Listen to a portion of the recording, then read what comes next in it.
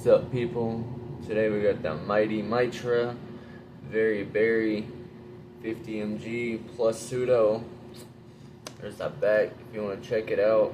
If it'll focus, you can pause it and read it. And yeah, got the rat hat on to support the rat that got me. Yeah, but yeah, these ain't bad for real. I waited a while, didn't do nothing for a minute so I could get an accurate opinion on these to give y'all if they're actually hitting or not, and they are hitting. I'm messing with them. If y'all got an opinion about them, already know, let me know in the comments please, and let everybody else know so they know if it's a good buy or not. They're kind of on the glossy side, a little hard.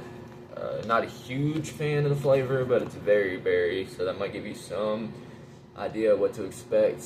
However, I think the pseudo gives it a little bit more of a harsher taste to it.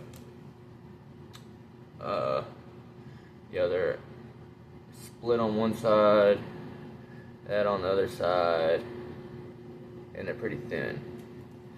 Yeah, so these ain't bad. Like I said, I'm definitely vibing with them 50mg plus pseudo mix. Smiling today, but not smiling because Kentucky has banned 7-OH, which is unfortunate for a lot of people that it benefits, including myself. All the crybabies got what they wanted.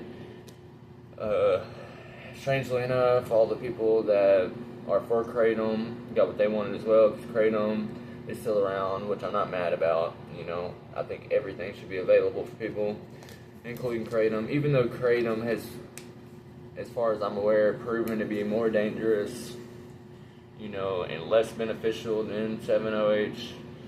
But it is what it is.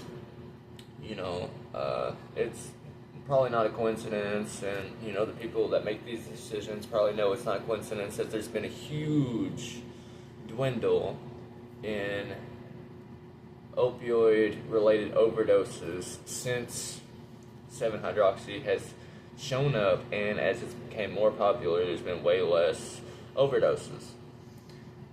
That's not the main priority, though. You know, the main priority is getting this stuff off the street and not letting people think for themselves and make their own choices when it comes to things like this. But it's only bad for the people. You know, a ban, nobody has a heads up, everybody's scrounging to what to do. In an ideal world, people would just quit cold turkey or maybe move to Kratom. But Kratom and 7-O is kind of like apples and oranges. You know, it's hard to compare and it's harder to switch. You know, quitting cold turkey would be the best bet for a lot of people, but maybe that's not going to happen. It's just not the nature of the beast. Also, like I was going to say, there's a huge void that needs to be filled now, and it's probably going to be filled with random research chemicals that are probably stronger, more dangerous, and way less known about, that people are also not going to be as familiar with on dosing. You know, so there's those options and alternatives that's going to pop up, and then there's illicit options, you know, like illegal options of substances that you might not even know what you're getting half the time, and the quality dwindles, and there's a lot more loopholes to get. And then there's the pharmaceutical options, which a lot of people may say that people are going to switch to the pharmaceutical options.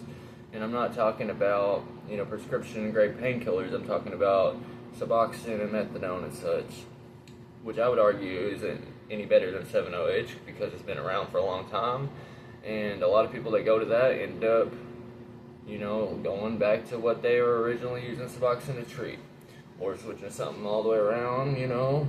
And yeah, not really hating on Suboxone or Kratom or anything. I'm just throwing it out there to defend 7-O a little bit, you know, even though it's really not even needed, I guess. But, you know, Suboxone, the argument I would say is it has longer half-life, or the legs last longer, meaning you don't have to use it as often as a bunch of other choices, you know. So you can do a Suboxone a day and be alright, you know. But yeah, 7-O's banned. Really unfortunate for everybody, you know, and us as a state, you know, Kentucky and other places that's banned it and might ban it, you know. But yeah, just really bad. I felt like Kentucky would have been a staple, and you know, kept this stuff available, so continue to see how it benefits, you know, the public. But they want to say that kids are getting this stuff and that people are dying from this stuff, which really ain't the case, you know. But yeah, y'all stay blessed, let's just, you already know, and let me know how you think of this and how it go.